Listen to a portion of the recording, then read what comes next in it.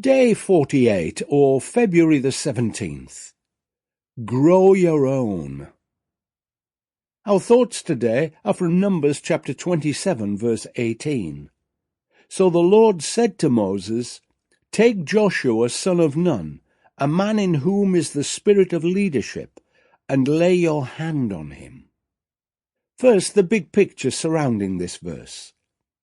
After the Israelites have wandered in the wilderness for 40 years, God tells Moses to count them all again.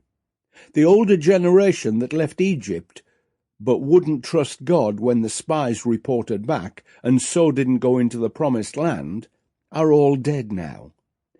All that is except the two faithful ones, Joshua and Caleb, and of course Moses. This census counted all the current adult generation who have not had the opportunity to enter the land yet. As before, only the men who are 20 years old and over are counted. In other words, they were not counting the people, but the men who would make up the army. This method of counting had not changed by the time Jesus came, because if you remember, when they counted the crowd after a miraculous feeding, Matthew 14 verse 21 tells us, about 5,000 men were fed that day, in addition to all the women and children. Finally, Joshua, the faithful assistant to Moses, becomes the new leader. He is the man who will lead them into the promised land. And now today's action step.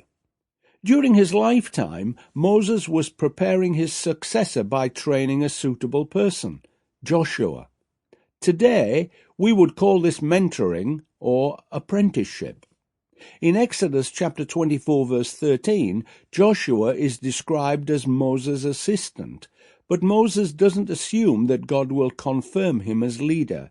He specifically asks God to appoint someone, and God chooses Joshua. Here we have two vital aspects of leadership. Firstly, train them and mentor them yourself wherever this is possible. This means you are able to know them and confirm their call much more confidently. Secondly, never assume God's approval.